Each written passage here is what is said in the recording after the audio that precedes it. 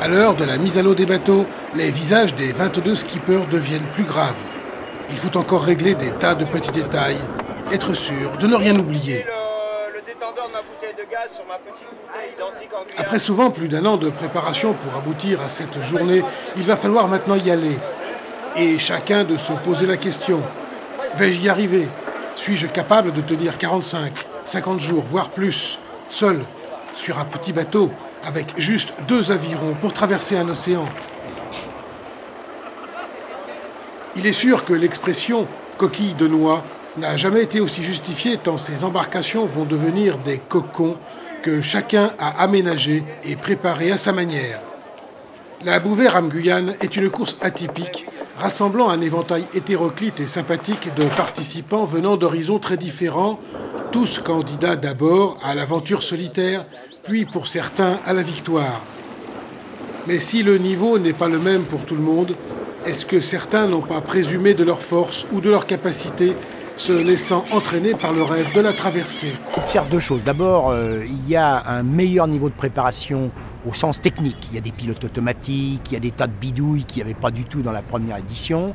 Donc on va dire que d'un côté, les bateaux sont mieux préparés, mais d'un autre côté, il y a certains skippers qui, de mon point de vue, n'ont peut-être pas pris la mesure du challenge et qui n'ont peut-être pas fait l'effort pour s'entraîner, pour vraiment mettre toutes les chances de leur côté. Sans doute que la préparation est longue, sans doute que chacun a son boulot, sans doute qu'on reporte toujours un petit peu l'effort. Au bout du compte, aujourd'hui, la veille du départ, puisque c'est le cas, je dois dire que 2 ou 3 bateaux m'impressionnent peut-être par l'état de préparation moyenne, soit du bonhomme, soit de son bateau. Le vent fort qui soufflait depuis plusieurs jours mollit progressivement, offrant aux coureurs un vent faible pour le dimanche matin avant que se lève la brise thermique. L'édition 2006 avait eu lieu en novembre. Si l'édition 2009, entre mars et avril, se présente comme moins difficile au niveau des courants, par contre, au niveau du vent, les alizés risquent d'être plus musclés. Les premières heures de course seront décisives.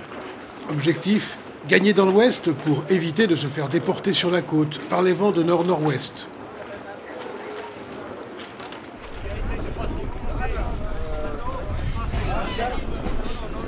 Le jour n'est pas encore levé et l'heure du départ a sonné. La nuit a été courte et pas forcément très reposante pour les skippers. Écoute, je me prépare tranquillement, concentré, pas trop stressé, mais c'est quand même 45 jours ou 50 jours devant soi, donc c'est un grand moment. Je sais pas si je veux dire en forme, mais on fait une nuit très courte. Hein.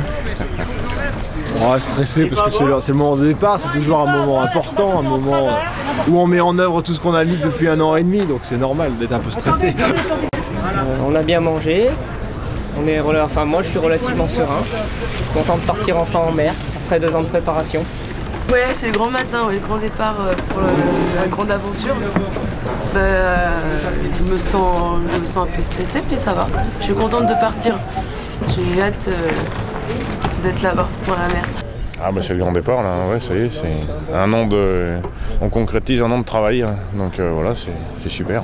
On est content de partir. Hein. Le jour J, moins 2 heures, donc un grand moment attendu depuis à peu près 18 mois. Il y a eu 18 mois de préparation, de recherche de sponsors et compagnie, ça a été difficile et bon là c'est un peu comme un soulagement, une récompense pour la première partie. La deuxième partie risque d'être un peu plus délicate, puisque là je pars un petit peu dans l'inconnu, en haute mer, mais bon, je l'ai voulu, je cherchais à avoir plein d'émotions et j'espère que cette odyssée va m'en procurer.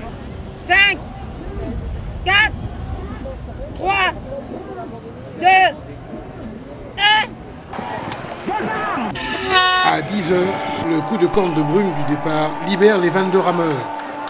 C'est parti pour 45 jours de mer et plus de 2600 milles à parcourir en solitaire.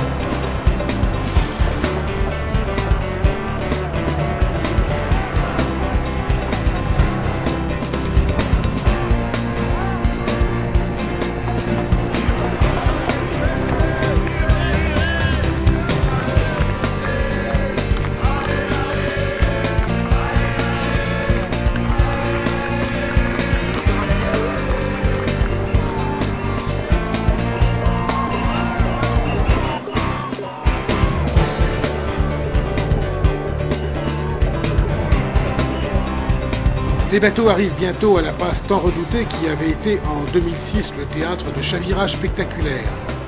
Mais pour cette édition, l'océan accueille tous les concurrents sans montrer de mauvaise humeur, et c'est Jean-Jacques Gauthier sur Ramancœur qui pénètre le premier dans l'océan Atlantique, suivi de Jean-Pierre Vénat et Mathieu Bonnier. Déjà, les plus expérimentés réussissent à gagner de l'ouest malgré un vent de travers assez vif, alors que d'autres perdent de la route sous le vent, ou risquent d'avoir une certaine difficulté à déborder la côte. Ah, un dernier détail important. Dimanche soir, plus de 50 000 skippers avaient également pris le départ de la Transat virtuelle.